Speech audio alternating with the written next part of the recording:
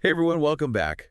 We're diving into something pretty fascinating today, that whole world where art and tech, well, they sort of slam into each other. Yeah. The whole NFT thing and how it's shaking up the art scene. Yeah. It's pretty wild, and we've got a great example to explore all of that. Right, and that's the Michele Cea Prize, Mhm. happening this year in Milan. 2025, yeah. And this isn't just like every other art prize, it's taking these traditional art forms like, painting and sculpture and stuff and throwing them right into the middle of this whole NFT frenzy. Really interesting to see how it all plays out. Exactly. So by the time we're done here, you'll have a much better idea of how this prize is like shaping the future of art.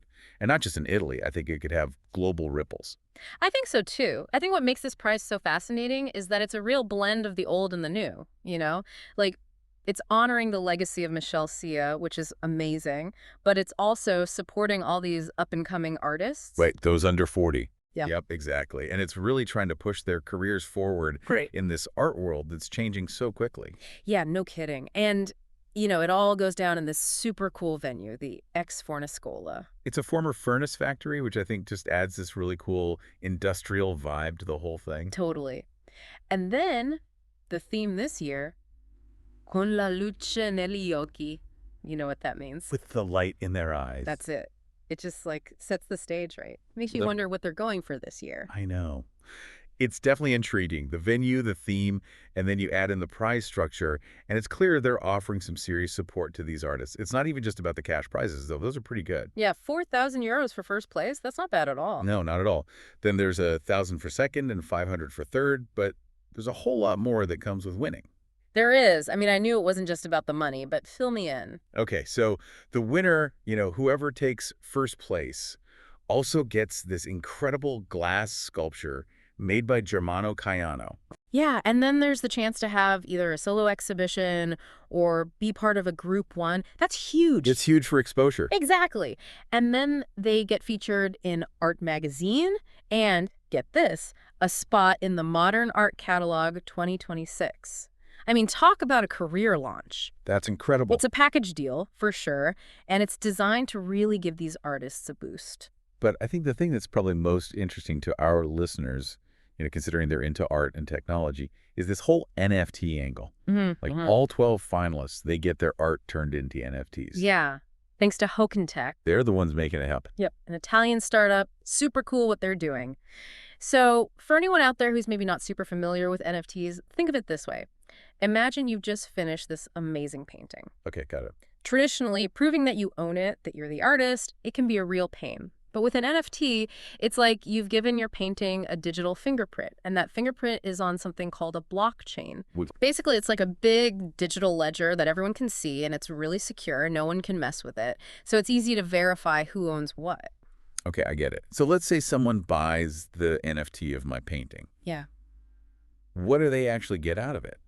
Well, they get bragging rights, right? I mean, they own this unique piece of digital art. It's like owning a limited edition print or something. That makes sense. Plus, they could resell it later on and maybe even make a profit if you become, the next big thing in the art world. Oh, I like that idea. And for you as the artist, you get to tap into a whole new market of buyers, maybe even a global one. I can totally see how this could be like a game changer for artists. For sure. But let's play devil's advocate here for a second. Some people say that NFTs just turn art into something you buy and sell, that it takes away like the real value of art. What do you think about that? Yeah, it's a really valid concern, and there's a lot of debate about it. And, it's true that NFTs can make art feel more transactional in a way. But then again, it can also give artists more control over their work and how it gets out there. Yeah. Like, think about this.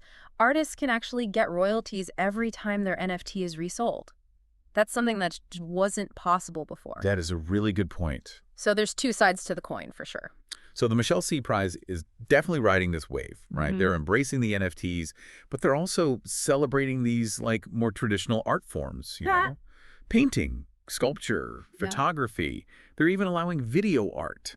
Exactly. And it raises the question, can these two worlds, the traditional and the digital, can they actually get along? Can they work together and like make each other better? Right. The Michele Cea Prize is like this really interesting experiment.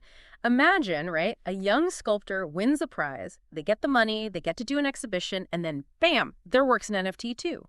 Suddenly, people all over the internet are seeing their art. That's pretty powerful. That's huge. Yeah. It's like two separate universes are starting to, merge and create this whole new thing. It's kind of mind-blowing, right? It is. And it brings us back to the bigger picture, this question about the future of art itself. Is technology the enemy? Or is it a new opportunity? It's a question that artists in places like the Michele Cea Prize, they're really wrestling with this. And their answers are going to shape the whole art world. It's exciting and a little bit scary too, I think. Yeah, I agree. It's definitely exciting. So to bring this all back around to everyone listening, what do you think? Could this whole idea of mixing traditional art and NFTs become like the standard? How could it change how we make art, how we experience art, even how we think about the value of art? Those are the big questions, right? Yeah, meet your besties. And this prize might be giving us a peek into the future. It's going to be really interesting to see what other art institutions do, if they follow suit, and what crazy new art forms come out of this whole mashup of the digital and the physical. For sure. Okay, well, lots to think about. Thanks for breaking this down. Yeah, of course. It's a fascinating topic. Definitely.